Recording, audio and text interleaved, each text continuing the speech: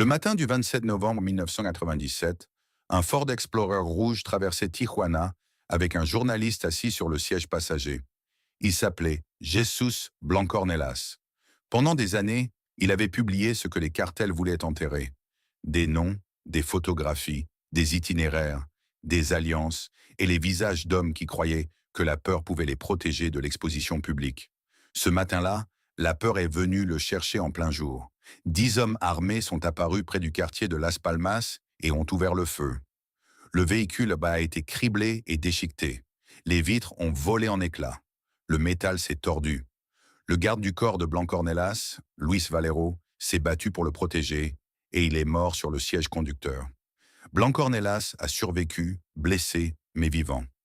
Mais il y avait un autre corps abandonné sur le bitume.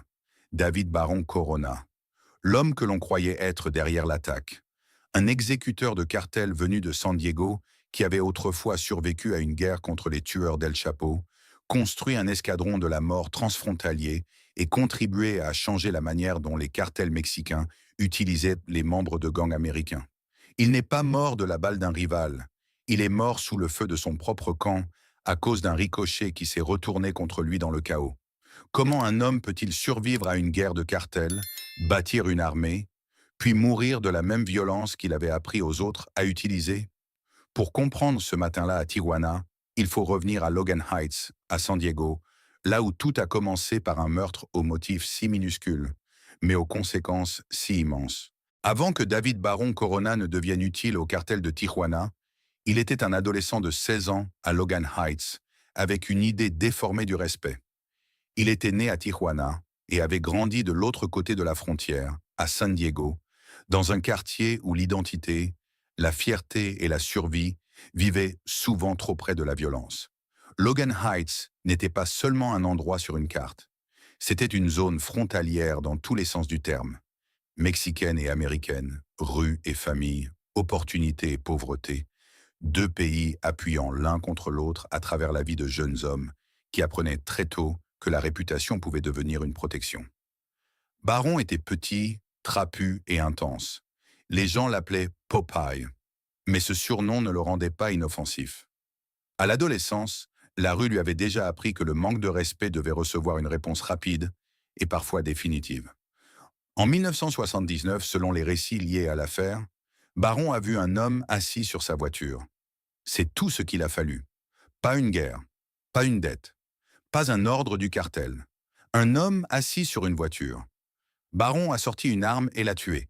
Ce seul moment dit presque tout du chemin qui a suivi. Dans le monde de Baron, la fierté était devenue plus précieuse que la vie humaine. Une petite insulte pouvait être traitée comme une menace. L'ego d'un adolescent pouvait devenir une condamnation à mort pour quelqu'un d'autre. Le tribunal l'a envoyé en prison pour meurtre. Sur le papier, c'était une punition. La société retirait de la rue un jeune homme violent. Mais la prison n'a pas transformé David Baron Corona en quelqu'un de plus sûr.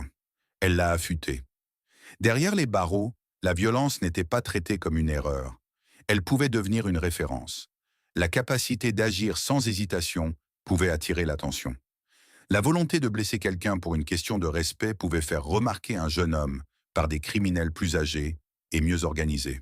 Et Baron avait autre chose qui le rendait précieux. Il appartenait aux deux côtés de la frontière. Il pouvait parler le langage des gangs de rue américains et celui des réseaux criminels mexicains. Il comprenait San Diego, mais il était né à Tijuana. Il n'était étranger à aucun des deux mondes. Il était un pont qui attendait quelqu'un d'assez puissant pour l'utiliser. Voilà la tragédie de ce premier chapitre. Un meurtrier de 16 ans aurait dû être arrêté par la prison. Au lieu de cela, la prison l'a rapproché des gens qui allaient transformer ses pires instincts en profession. Car si un garçon peut tuer pour un simple moment de manque de respect, que se passe-t-il lorsque des hommes puissants lui apprennent que la violence n'est pas seulement une impulsion, mais une carrière? La prison était censée interrompre la vie de David Baron Corona. Au lieu de cela, elle l'a connecté à un monde criminel plus vaste. Dans le système pénitentiaire californien, un jeune homme condamné pour meurtre n'entrait pas dans un espace vide. Il entrait dans une hiérarchie. Il entrait dans un endroit où les noms de rues comptaient, mais où la politique carcérale comptait encore davantage. Il entrait dans un monde où des organisations plus anciennes avaient déjà appris à transformer la race, la loyauté, la peur et la discipline en pouvoir. Pour Baron, ce monde est devenu une seconde éducation. Il est arrivé en prison comme un adolescent violent de Logan Heights. Mais derrière les barreaux, la violence seule ne suffisait pas. La violence devait être organisée. Elle devait servir quelqu'un. Elle devait être attachée à la loyauté, à la réputation et à la structure. C'est là qu'il est entré en contact avec la Mexican Mafia, aussi connue sous le nom de l'AM, l'une des organisations carcérales les plus puissantes de Californie.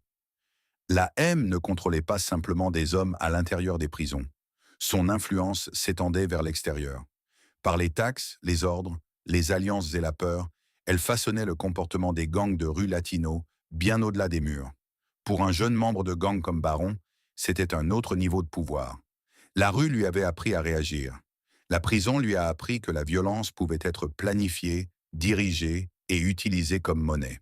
Cette leçon allait le suivre pour le reste de sa vie. Lorsque Baron est retourné en détention à la fin des années 1980, cette fois en Arizona, une autre relation l'a poussé plus près de la guerre de la frontière. Selon certains récits, il a rencontré Oscar Paz, le frère d'un homme lié au cartel de Tijuana. C'était le genre de relation carcérale qui pouvait sembler insignifiante de l'extérieur. Deux détenus, discutant à travers le temps, l'ennui, l'ambition et un langage criminel partagé. Mais dans cette conversation, un pont était en train de se construire. Le cartel de Tijuana avait besoin de personnes capables d'opérer là où les soldats traditionnels du cartel ne le pouvaient pas. Des hommes capables de traverser les cultures. Des hommes qui comprenaient les rues américaines, mais qui pouvaient aussi fonctionner au Mexique. Des hommes avec une crédibilité carcérale, des connexions de gang et la volonté d'exécuter des ordres violents. Baron correspondait presque parfaitement à ce profil. Il n'était pas encore puissant, mais il était mobile. Il pouvait se déplacer entre San Diego et Tijuana, entre l'anglais et l'espagnol, entre les codes des gangs de rue et les attentes du cartel.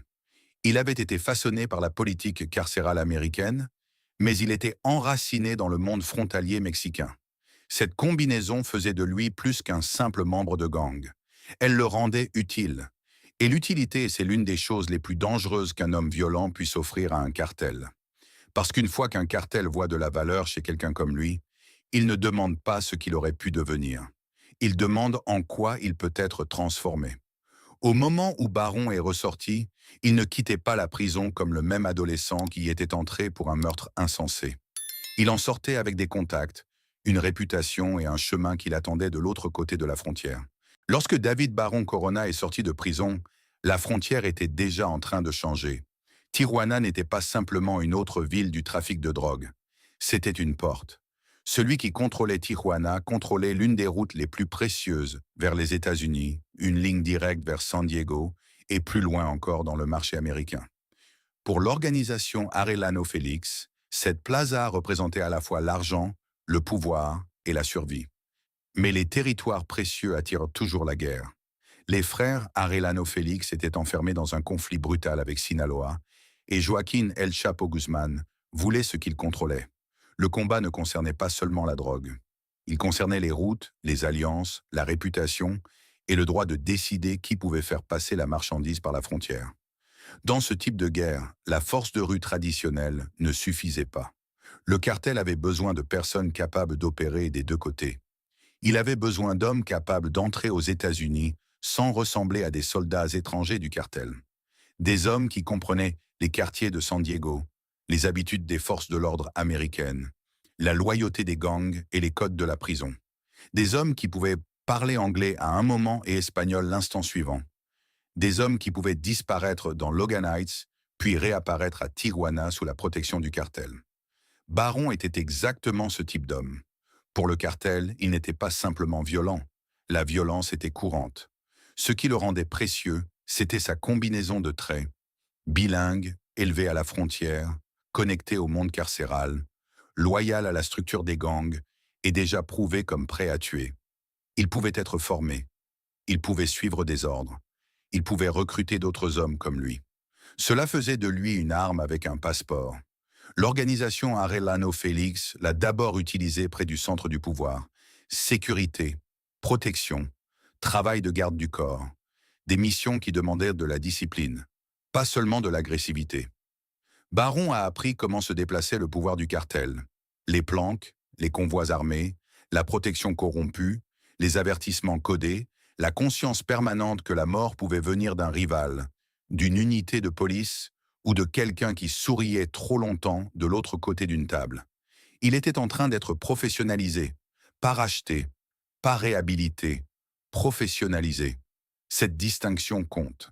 Un homme qui avait autrefois tué pour une offense personnelle apprenait maintenant à placer la violence dans une stratégie plus large. Il apprenait que la guerre de la frontière n'était pas un chaos aléatoire. Elle avait une logistique. Elle avait des structures de commandement. Elle avait des budgets, des armes, du renseignement et des cibles. Et à mesure que le conflit avec Sinaloa s'intensifiait, l'utilité de Baron grandissait. Les frères Arellano Félix avaient eu besoin de plus qu'une protection. Ils avaient besoin d'un nouveau type de force capable de mélanger le recrutement des gangs américains avec l'argent du cartel mexicain. Le passé de Baron lui donnait accès à de jeunes hommes à San Diego. Les ressources du cartel lui donnèrent la capacité de transformer ces jeunes hommes en quelque chose de bien plus dangereux. Mais avant de lui confier cette mission, il allait faire ses preuves dans une boîte de nuit, sous les tirs, pendant une nuit qui convainquit le cartel qu'il n'était pas simplement une recrue de plus. Il était quelqu'un autour de qui il pouvait te construire. Le 8 novembre 1992, la guerre entre Tijuana et Sinaloa est entrée dans une boîte de nuit. Le Christine Disco, à Puerto Vallarta, n'était pas censé ressembler à un champ de bataille. Cette nuit-là, l'endroit était rempli de musique, de lumière, d'alcool, de vêtements coûteux, de gardes du corps et d'hommes qui croyaient que leur argent pouvait créer un monde privé autour d'eux. Benjamin Arellano Félix célébrait son anniversaire. Ses frères étaient là. La sécurité était partout. Et quelque part dans cette foule se trouvait David Baron Corona. Pour la plupart des gens présents dans la salle, cela ressemblait peut-être à une autre nuit de richesse de cartel, déguisée en célébration. Mais le travail de Baron n'était pas de célébrer. Son travail était de remarquer ce qui n'avait pas sa place. Vers 2h30 du matin, des hommes ont commencé à entrer dans le club d'une manière qui semblait anormale. Ils ne se déplaçaient pas comme des invités. Ils observaient, ils scrutaient, ils prenaient position. Puis les uniformes sont apparus. Police fédérale, armes sorties, ordres criés au-dessus du bruit. Mais Baron a compris presque immédiatement que ce n'était pas une descente normale. C'était une exécution. Selon les récits de l'attaque, le camp d'El Chapo avait envoyé des hommes armés déguisés en force de l'ordre pour frapper les frères Arellano Félix dans un lieu public, avec l'effet de surprise de leur côté et la foule piégée autour d'eux. La fusillade a commencé très vite. La salle s'est brisée dans la panique. Les gens sont tombés au sol. Les tables se sont renversées. La musique a disparu sous les coups de feu et les cris. C'est là que la valeur de Baron est devenue visible pour le cartel. Pas parce qu'il était noble, pas parce qu'il sauvait des innocents. Il protégeait des chefs de cartel, et cette protection permettrait à la violence de continuer bien après que la boîte de nuit soit redevenue silencieuse. Dans le chaos, Baron s'est déplacé vers les frères Arellano.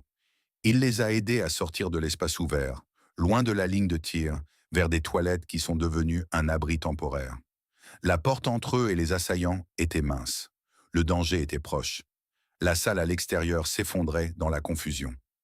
Mais survivre à cet instant exigeait du mouvement. Une fenêtre est devenue une sortie. Le toit est devenu un chemin. Les frères ont été poussés à travers, l'un après l'autre, laissant derrière eux la fête, la fumée, les corps et le choc d'une attaque qui avait presque effacé la direction du cartel en une seule nuit. Au moment où ils se sont échappés, le sens du rôle de Baron avait changé. Avant Christine, il était utile. Après Christine, il était digne de confiance. Pour l'organisation Arellano Félix, la confiance n'était jamais sentimentale. Elle reposait sur la performance sous pression. Et Baron avait montré que lorsque les coups de feu commençaient, il pouvait réfléchir, bouger et maintenir en vie les hommes au-dessus de lui. Cela le rendait plus dangereux qu'un tueur ordinaire. Un tueur ordinaire réagit. Baron pouvait opérer. Cette nuit-là n'a pas fait de lui un héros. Elle a fait de lui un atout. Et dans le monde des cartels, un atout qui sauve la direction est récompensé par plus de responsabilités, plus d'accès et plus de violence. Après le Christine Disco, les frères Arellano Félix avaient besoin de vengeance, de sécurité et d'une force capable de répondre à la guerre qu'ils menaient. Baron savait exactement où trouver les hommes pour cette force. Il est retourné à Logan Heights. Après le Christine Disco, David Baron Corona est retourné à San Diego avec un nouveau but. Il n'était plus seulement un garde du corps, il était recruteur. L'organisation Arellano Félix avait vu ce qu'il pouvait faire sous pression, et maintenant, elle voulait davantage d'hommes comme lui. Des hommes qui comprenaient la rue, mais pouvaient être formés à la discipline. Des hommes capables de se déplacer dans les quartiers américains sans ressembler à des soldats du cartel. Des hommes capables de traverser vers le Mexique, recevoir des ordres, retourner aux États-Unis et disparaître de nouveau dans la vie ordinaire de la frontière. Baron savait où chercher. Logan Heights, le même quartier qu'il avait façonné, devenait maintenant son terrain de recrutement. Il cherchait de jeunes hommes affamés, en colère, loyaux envers la rue et déjà familiers avec la violence. Mais il ne cherchait pas seulement l'imprudence. Les hommes imprudents créent des problèmes. Baron avait besoin de personnes capables de suivre les ordres, de garder le silence et de comprendre que le travail pour un cartel n'était pas la même chose que la réputation dans le quartier. L'offre était puissante. De l'argent chaque semaine, de la nourriture, un logement, des armes, une protection. Le sentiment d'appartenir à quelque chose de plus grand que le pâté de maison. Pour des jeunes hommes qui avaient grandi avec peu d'options, ce genre d'offre pouvait ressembler à une opportunité. Mais ce n'était pas une opportunité. C'était une conversion. Ils étaient retirés d'un monde violent et placés dans un autre, avec plus d'argent, plus d'organisation et des conséquences bien plus grandes. À Tijuana, la transformation a commencé. Les recrues étaient logés, surveillés et entraînés. On leur apprenait à se déplacer en groupe, à suivre les instructions, à éviter la tension et à opérer des deux côtés de la frontière. Le cartel ne voulait pas qu'ils ressemblent à des membres de gangs de rue. Les vêtements amples, les couleurs voyantes, les tatouages évidents et les comportements négligents attiraient l'attention. Baron comprenait que l'attention pouvait tuer une opération avant même qu'elle ne commence. Alors l'apparence a changé. Des polos, des dockers, des cheveux propres, des visages calmes, des hommes capables de passer dans le hall d'un hôtel, un aéroport, un restaurant ou un poste frontière sans annoncer immédiatement ce qu'ils étaient. C'était l'un des aspects les plus effrayants du modèle. Le danger était conçu pour paraître ordinaire. Ce n'était pas l'ancienne image de la violence de rue débordant bruyamment d'un quartier à un autre. C'était quelque chose de plus contrôlé. Une force organisée en cellules, composée de membres de gangs américains financés par l'argent d'un cartel mexicain, entraînés au Mexique et capable de franchir la frontière avec une flexibilité que beaucoup de soldats du cartel n'avaient pas. Baron n'a pas inventé la violence à la frontière, mais il a contribué à professionnaliser un pont entre les gangs de rue américains et l'exécution armée des cartels mexicains. Ce pont a changé le sens des deux mondes. Pour le cartel, les membres de gangs américains n'étaient plus seulement des acheteurs, des associés ou de la force locale. Ils pouvaient devenir des soldats salariés. On pouvait leur donner des instructions, des cibles et des récompenses. Ils pouvaient être entraînés à servir les objectifs du cartel bien au-delà de leur propre quartier. Pour les jeunes hommes recrutés par Baron, le cartel offrait du statut. Mais le statut dans ce monde venait avec l'appropriation. Une fois qu'ils prenaient l'argent, acceptèrent la protection et suivaient les ordres, ils n'étaient plus simplement des membres de gangs de Logan Heights courant après le respect local. Ils étaient devenus des outils dans une guerre entre cartels. Et les outils sont utilisés jusqu'à ce qu'ils se brisent. La force de Baron a donné à l'organisation Arellano Félix quelque chose de nouveau. Des hommes capables de se fondre dans les États-Unis et de servir en même temps la guerre frontalière du Mexique. Cela les rendait précieux. Cela les rendait aussi sacrifiables. Parce que le cartel n'avait pas besoin qu'ils survivent pour toujours. Il avait besoin qu'ils obéissent assez longtemps pour être utiles. Bientôt, cette utilité allait être testée de la manière la plus publique possible, dans un aéroport à Guadalajara, où une chasse à El Chapo allait devenir l'un des meurtres les plus controversés de l'histoire moderne du Mexique. Le 24 mai 1993, la guerre de la frontière a atteint l'un des pires endroits imaginables. Un aéroport. L'aéroport international de Guadalajara n'était pas un ranch caché, une planque de cartel ou une route isolée où des hommes armés s'attendaient à rencontrer d'autres hommes armés. C'était un espace public. Des familles traversèrent les terminaux. Des voyageurs attendaient avec leurs bagages. Des chauffeurs s'arrêtaient pour récupérer des passagers. La vie ordinaire continuait sous l'illusion que certains endroits restaient encore séparés de la guerre de la drogue. Cette illusion était sur le point de s'effondrer. Baron et un groupe de tireurs de Logan Heights étaient venus à Guadalajara avec une seule mission: trouver Joaquín El Chapo Guzmán. Le conflit entre Sinaloa et l'organisation Arellano Félix était déjà devenu personnel, brutal et implacable. Pour le cartel de Tijuana, tuer Chapo ne supprimerait pas seulement un ennemi. Cela enverrait un message. La plaza leur appartenait. L'équipe attendait près de l'aéroport. Ils avaient des informations. Ils avaient des armes. Ils avaient confiance. Et la confiance peut être mortelle lorsqu'elle avance plus vite que la certitude. Les récits de cette journée décrivent une confusion autour des véhicules. Une cible possible était censée arriver. Une voiture a été identifiée, puis un autre véhicule est apparu, assez similaire dans le chaos et la pression pour devenir le centre de l'attaque. La fusillade a commencé. En quelques secondes, une chasse de cartel est devenue un massacre public. Les balles ont déchiré un véhicule qui ne transportait pas El Chapo. Des personnes à proximité ont été prises dans les tirs croisés. Les hommes armés ont fui avant que toute la vérité ne retombe sur la scène. L'homme tué sur le siège passager n'était pas un chef de cartel. C'était le cardinal Juan Jesús Posadas Ocampo, archevêque de Guadalajara, l'une des figures catholiques les plus importantes du Mexique. Sa mort a immédiatement transformé l'incident. Un meurtre lié à la guerre de la drogue était un type de crise.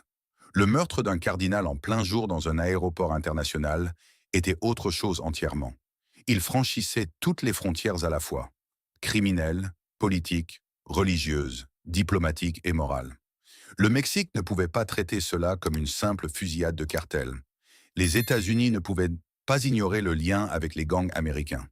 L'Église catholique ne pouvait pas accepter une explication simple, sans demander pourquoi un dirigeant religieux avait été tué dans un pays déjà noyé dans la corruption des cartels.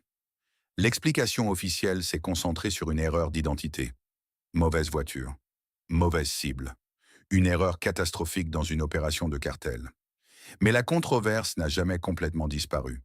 Des responsables de l'Église et d'autres personnes se sont demandé si le cardinal n'avait pas été délibérément visé à cause de ce qu'il savait peut-être ou de ce qu'il était peut-être prêt à révéler. La vérité s'est retrouvée enterrée sous les enquêtes, les versions concurrentes, la pression politique et le brouillard qui entoure toujours la violence lorsque des personnes puissantes profitent de la confusion. Pour Baron, la conséquence a été immédiate.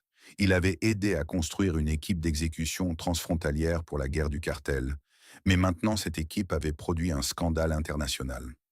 Le modèle même qui le rendait utile, des membres de gangs américains servant les objectifs d'un cartel mexicain, était désormais impossible à ignorer. L'opération n'avait pas tué El Chapo. Elle avait tué un cardinal. Elle avait tué des civils. Elle avait forcé les gouvernements, les forces de l'ordre, les journalistes et les dirigeants de l'Église à regarder directement la machine derrière la guerre frontalière. Voilà ce qui arrive lorsque la violence est professionnalisée, mais pas contrôlée. Des hommes peuvent être entraînés, des armes peuvent être fournies, des cellules peuvent être organisées, des cibles peuvent être choisies. Mais dès que les balles entrent dans un lieu public, le résultat appartient au chaos. Et après Guadalajara, David Baron Corona n'était plus seulement un exécuteur caché. Il était lié à un désastre qui avait forcé le monde à prêter attention. Le cartel pouvait encore le protéger pendant un temps. Il pouvait encore le déplacer, le cacher et l'utiliser. Mais une autre force commençait à se rapprocher, non pas avec des fusils, mais avec du papier, des photographies, des noms et de l'encre. Un journaliste à Tijuana observait, et il était prêt à imprimer ce que le cartel voulait effacer. Au milieu des années 1990, le cartel de Tijuana avait appris à utiliser la peur comme bouclier. Les témoins se taisaient, les policiers détournèrent le regard. Les politiciens niaient ce que tout le monde dans la rue savait déjà. Et de nombreux journaux comprenaient le danger de publier certains noms trop clairement. Mais Jesús Blancornelas était différent. En tant que cofondateur et rédacteur en chef du magazine Zeta, il considérait le silence comme l'arme la plus précieuse du cartel. Si les trafiquants pouvaient rester sans visage, si leurs alliances demeuraient cachées, si leurs photographies n'atteignaient jamais le public, alors la peur pouvait faire son travail dans l'obscurité. Blancornelas croyait que cette obscurité devait être brisée. Alors Zeta publiait ce que les autres évitaient. Des noms, des photographies, des connexions, des histoires sur les frères Arellano Félix, le cartel de Tijuana, la violence autour de la frontière et les membres de gangs américains attirés dans les opérations du cartel. Dans un monde où les hommes armés utilisaient les ombres, Blanc Ornelas utilisait l'encre. Cela le rendait dangereux d'une autre manière. Il ne commandait pas un escadron de la mort. Il ne transportait pas l'argent du cartel. Il ne contrôlait pas une plaza. Mais il pouvait exposer des hommes qui dépendaient de leur invisibilité. Pour David Baron Corona, cette exposition comptait. Il avait passé des années à se déplacer entre San Diego et Tijuana, aidant à bâtir une force qui fonctionnait le mieux lorsqu'elle restait cachée. Des vêtements propres, des mouvements discrets, un accès transfrontalier. Des hommes qui pouvaient sembler ordinaires jusqu'au moment où ils ne l'étaient plus. Zeta menaçait toute cette conception. Lorsque le magazine rapportait des meurtres, des connexions de cartels et les noms derrière la violence, il faisait plus qu'informer le public. Il perturbait l'illusion d'invisibilité. Un homme comme Baron pouvait survivre à la pression de la police, aux tireurs rivaux et à la guerre des cartels. Mais la publicité était une autre forme de menace. Elle rendait la protection plus coûteuse. Elle rendait la clandestinité plus difficile. Elle obligeait des personnes puissantes à répondre à des questions. C'est pourquoi les journalistes deviennent des cibles dans les guerres de cartels. Pas parce qu'ils portent plus d'armes que les tueurs, parce qu'ils portent des preuves. En novembre 1997, après que Zeta a publié des informations reliant Baron à la violence à Tijuana, le danger autour de Blanc Ornelas s'est aggravé. Le message était assez clair, sans avoir besoin d'être prononcé. Arrête d'imprimer, arrête de nommer, arrête d'exposer, ou deviens le prochain exemple. Mais Blanc Ornelas avait construit sa carrière en refusant ce marché. Il savait ce que le cartel pouvait faire. Il savait ce qui était arrivé à d'autres, qui avaient touché au mauvais nom. Et pourtant, il a continué à publier. C'est le centre moral de cette histoire. D'un côté se trouvait Baron, un homme qui transformait le silence en pouvoir par la peur. De l'autre se trouvait Blanc Ornelas, un homme qui transformait la vérité en résistance par la publication. L'un a construit une équipe pour faire disparaître des gens, l'autre imprimait des visages pour que le public puisse voir qui tentait de les faire disparaître. Et 6 jours après que Zeta a mis le mauvais nom trop clairement en lumière, le cartel est venu chercher l'homme qui tenait le stylo. Matin de Thanksgiving 1997. À Tijuana, des familles étaient préparées la nourriture, dressaient les tables et attendaient que les gens rentrent à la maison. Chez David Baron Corona, sa propre famille attendait aussi. Mais à quelques kilomètres de là, un autre matin se déroulait à l'intérieur d'un Ford Explorer rouge. Jesús Blanc Ornelas était sur le siège passager. Au volant se trouvait Luis Valero, son garde du corps et chauffeur, un ancien policier qui comprenait le risque de protéger un journaliste dans une ville où le cartel ne pardonnait pas l'exposition. Il traversait le quartier de Las Palmas lorsque le piège est apparu. Des hommes armés sont sortis et ont ouvert le feu. L'attaque a été écrasante. Le véhicule a été touché encore et encore. Le verre s'est brisé. Le métal s'est tordu. La rue s'est remplie de bruit et de panique. Valero a réagi avec l'instinct d'un homme qui savait que son travail pouvait devenir son dernier acte. Il a essayé de protéger Blanc Ornelas, tenté de riposter, tenté de maintenir le journaliste en vie alors même que les balles continuaient d'arriver. Valero est mort sur le siège conducteur. Blanc Ornelas a survécu, blessé, mais respirant encore. Cela seul aurait suffi à rendre l'embuscade historique. Mais la mort la plus étrange de ce matin-là n'était pas à l'intérieur du véhicule. Elle était à l'extérieur. David Baron Corona était sur les lieux. L'homme lié au réseau même qui voulait faire taire Blanc Ornelas. Dans le chaos de l'attaque, une balle a frappé le sol, changé de direction et est revenue vers les hommes qui avaient amené la violence là. Elle a touché Baron. L'homme qui avait construit une équipe autour des armes est mort parce qu'une balle a refusé de suivre le plan. Il n'y a pas eu de fin héroïque, pas de mythologie de cartel, pas de victoire finale contre un ennemi, seulement de la confusion, de la panique et sa propre équipe laissant son corps derrière elle en fuyant. Chez lui, le dîner de Thanksgiving attendait. L'homme attendu à table n'est jamais arrivé. La peur qu'il avait créée l'a suivi même après sa mort. Pendant des jours, son corps est resté non réclamé, parce que l'identifier signifiait s'approcher trop près du monde qu'il avait servi. Blancornelas, lui, a vécu. Il a porté les blessures. Il a vécu sous protection. Il a continué à publier. Le cartel avait essayé d'effacer un témoin par les armes, mais le témoin a survécu à la tempête. Baron, non. C'est l'ironie la plus froide de sa vie. Il a survécu à l'attaque de la boîte de nuit. Il a survécu à la guerre de la frontière. Il a survécu à des années comme exécuteur de cartel. Mais il n'a pas survécu à la violence qu'il avait contribué à amener jusqu'à la voiture d'un journaliste. Un homme peut passer sa vie à essayer de contrôler la peur, de l'organiser, de l'entraîner et de la diriger vers d'autres personnes. Mais la violence n'est pas loyale. Et ce matin de Thanksgiving, elle s'est retournée. David Baron Corona est mort dans une rue de Tijuana, mais l'idée qu'il avait aidé à construire n'est pas morte avec lui. C'est ce qui rend son histoire plus grande qu'un seul homme. Il n'était pas le plus grand chef de cartel. Il n'était pas le trafiquant le plus riche. Il n'était pas le vainqueur final de la guerre de la frontière. Mais il représentait quelque chose de dangereux, un nouveau type de pont entre les gangs de rue américains et le pouvoir des cartels mexicains. Le cartel fournissait l'argent, les armes, l'entraînement, la protection et le but. Les rues fournissaient de jeunes hommes qui comprenaient déjà la violence, la loyauté et le silence. Et la frontière leur donnait le mouvement.